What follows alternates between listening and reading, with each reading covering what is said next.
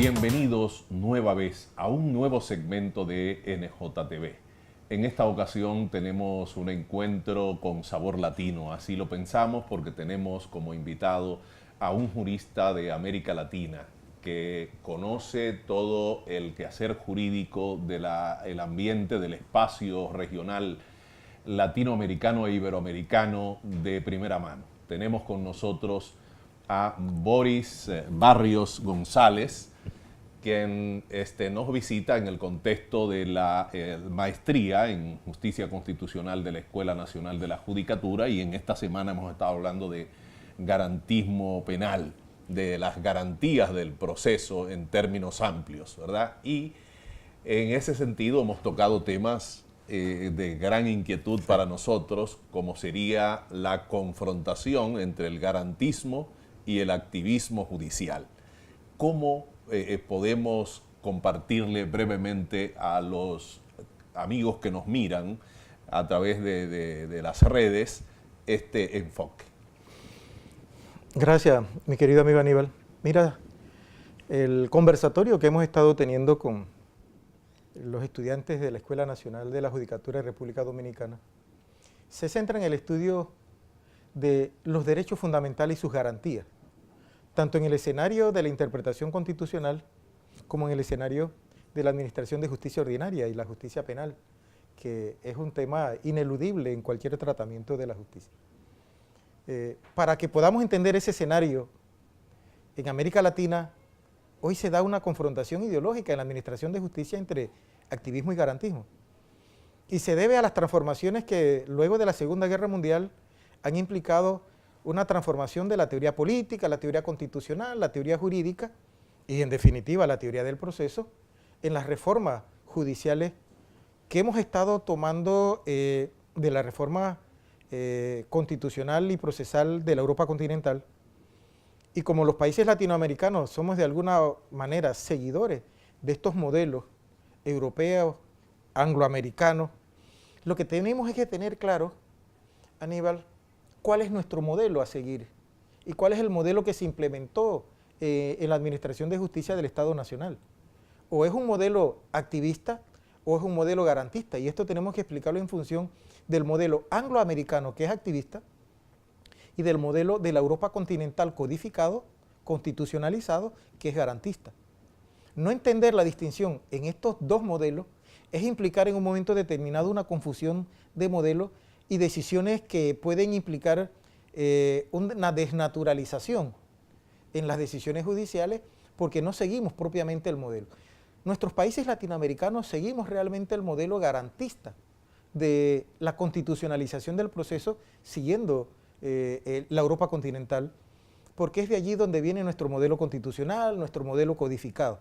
Sin embargo, tenemos que ser sinceros y tenemos una incidencia, una afluencia del modelo angloamericano, norteamericano, en nuestros países latinoamericanos, que están dictando capacitaciones a la administración de justicia, que están apoyando económicamente a la administración de justicia latinoamericana en ese proceso de reforma. Pero el operador jurídico, el abogado, el jurista, el interviniente en los procesos judiciales, debemos entender la distinción para poder aplicar una justicia conforme al modelo que se nos ha asignado por legislación nacional. Ok, en lo que tiene que ver en términos funcionales, en términos estructurales, ¿cuál sería la diferencia de posicionamiento del juez activista y del juez garantista en el momento de diseñar, de estructurar, de justificar lo decidido? Si somos seguidores del modelo angloamericano, el juez tiene la tendencia a ser activista, y el activismo implica que la decisión va a estar con contenido político, la decisión, por una parte, y también que el juez, que está llamado en el modelo de justicia penal latinoamericano a ser imparcial, a veces a interferir con la actuación de las partes. En el modelo latinoamericano se tiene la tendencia de que el juez es imparcial, de que el juez no es parte en el proceso, de que el juez no puede practicar pruebas de oficio. Al practicar pruebas de oficio contamina el proceso y se incluye en la actuación de las partes. Eso fundamentalmente, el juez activista o el juez garantista en el proceso latinoamericano está relacionado con la práctica o no de pruebas. por una parte, y por otra, con la argumentación, se incluye una argumentación de carácter político en las decisiones, que aquí hay que hacer una apertura. Y los cambios de paradigma implican que el juez tiene derecho a la argumentación, el operador jurídico, el intérprete constitucional, el intérprete del derecho, tiene una apertura a la interpretación, pero esa interpretación debe darse en el marco de la ley, de los precedentes jurisprudenciales, de los límites dogmáticos. No puede ser una interpretación arbitraria, porque entonces sí se entra en el escenario del juez activista. Entonces el juez activista tiene paradigmas distintos de los que tiene el juez garantista. Por supuesto que sí, en definitiva. Correcto. Y en términos de lo que sería considerar como que una cuestión es anormal dentro del sistema y la otra no, podríamos decir que lo que se espera del juez latinoamericano, del juez dominicano, sería que funcione en una lógica garantista. Es correcto. Desde el texto de la Constitución, desde el texto de los convenios internacionales que imponen desde la estructura del derecho internacional interpretaciones y adecuaciones legislativas en el derecho interno.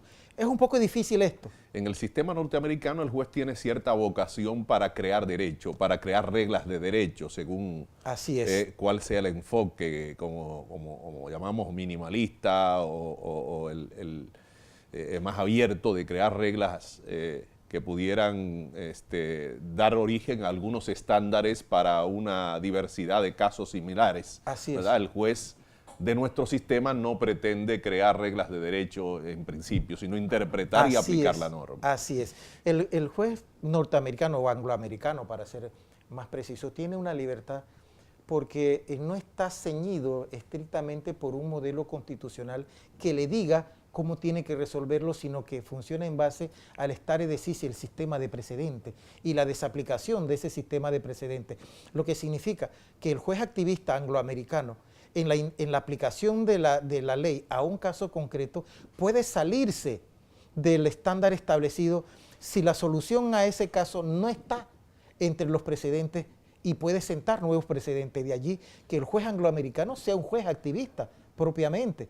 En el caso nuestro no. En el caso nuestro todavía perviven normas que le prohíben al juez decidir por vía de disposición general o reglamentaria, incluso, ¿verdad?, con consecuencias sobre su permanencia en el sistema. Así es. Entonces está sometido a estándares del derecho internacional. Por ejemplo, la Convención Interamericana de los Derechos Humanos, que le dice que un modelo de derecho fundamental, cuáles son sus límites, desde la Constitución, donde marca una estructura del modelo interpretativo, y en cuanto a la codificación en la aplicación. Ok, pero entonces, ¿cómo influye el constitucionalismo, el neoconstitucionalismo, la tutela de derechos fundamentales, el punto de partida en los derechos fundamentales, en los principios y en las garantías constitucionales, en el hacer del juez? ¿De qué manera eso ha influenciado después de la Segunda Guerra Mundial, ¿verdad?, con las llamadas constituciones de la posguerra, el hacer de los jueces en los tribunales?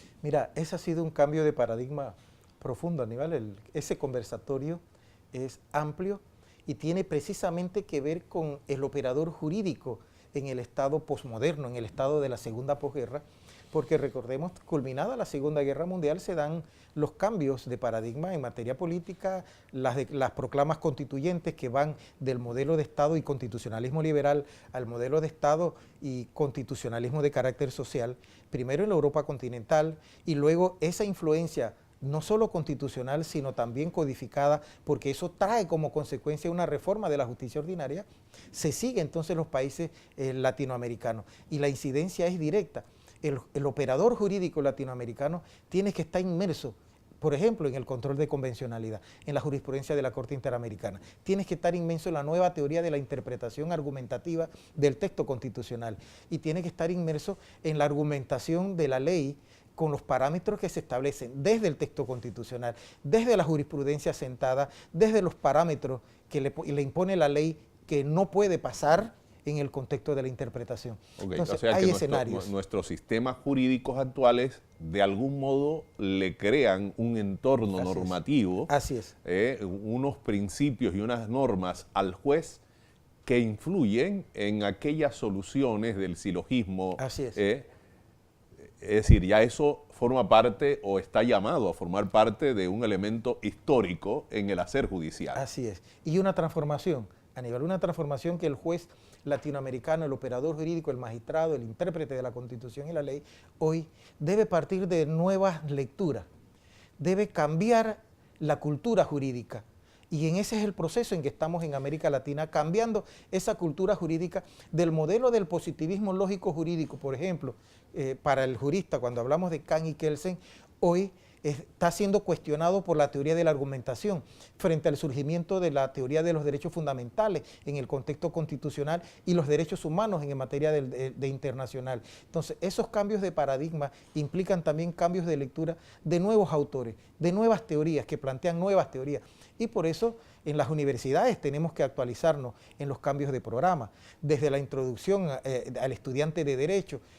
Antes leíamos en Introducción al Derecho a un Villoro Toranzo, bajo el positivismo jurídico. Hoy tenemos que leernos nuevos autores, por ejemplo, Los derechos en serio de Ronald Dworkin. Tenemos que cambiar de Kant y Kelsen a Luigi Ferrajoli, a Robert Alexis, a Gustavo Zagrebelsky, que son los que plantean esas nuevas tendencias interpretativas. Entonces, claro, es un cambio de cultura. Desde luego creo que en el escenario de la universidad hay que también considerar a Kant y a Kelsen, pero como claro, algo que hay que leerlo como un fenómeno histórico. Un referente obligado, un referente sí, en ese como sentido. El antecedente que correcto, se aplica en algunos aspectos en materia de la ley, pero que, ojo, cuando se trata de la interpretación constitucional de derechos fundamentales y de derechos humanos, es otro escenario con el que tenemos que trabajar. Y el operador jurídico debe saber distinguir en un momento determinado cuando está en un caso de derechos humanos que implica tutela jurisdiccional por parte de la Constitución y la Convención, donde se compromete la responsabilidad internacional del Estado y no solamente en cuanto a la interpretación y aplicación de la ley. Ok, en América Latina, por no decir solo en República Dominicana, al tiempo que el juez está teniendo esos reclamos, esas exigencias de un nuevo enfoque o un reposicionamiento en relación al modo en que aborda la solución de los conflictos que le son planteados, hay una corriente que tiene un discurso casi unívoco en todos los escenarios, que es lo que llamamos el populismo penal. Alguien ya escribió entre nosotros, Eduardo Jorge, sobre este tema. Y el tema sería cómo se resuelve esa tensión entre ese reclamo populista y el reclamo de la función garantista de los jueces. Mira, tiene que ver, Aníbal, también con cambios que vienen de la Segunda Guerra Mundial, con los cambios que implicaron, los cambios políticos, constitucionales y jurídicos, desde las reformas del Estado, a partir de las constituciones de la Europa continental. También se habló de que esos cambios en las codificaciones y en el tratamiento de la justicia tenía que implicar modelos de política criminal. ¿Qué es lo que está pasando en nuestros países latinoamericanos, Aníbal? Nuestras autoridades no tienen un programa de política criminal. Y frente a la ausencia de programas estatales, de Estado, de país, de cómo tratar la delincuencia y hacer diagnósticos y plantear soluciones, pero bien fundadas, queda entonces el populismo político. Y el populismo político, el populismo legislativo, el populismo penal, nos está haciendo un terrible daño en América Latina. O sea que hace falta, en ese sentido, una especie de plan de nación relacionado con la justicia. Así es. ¿Verdad? De algún modo, la justicia es un referente para medir la democracia de un país. Así es, perfectamente, Aníbal. Y en ese sentido, hacer leyes, prohijar reformas que luego se abandonan en la forma en que a menudo, por ejemplo, urbanizadores inician un proyecto, venden todo y luego dejan abandonado el proyecto. ¿Verdad? Y todo lo que tiene que ver con el drenaje y con el funcionamiento de los servicios ofertados en principio se quedan.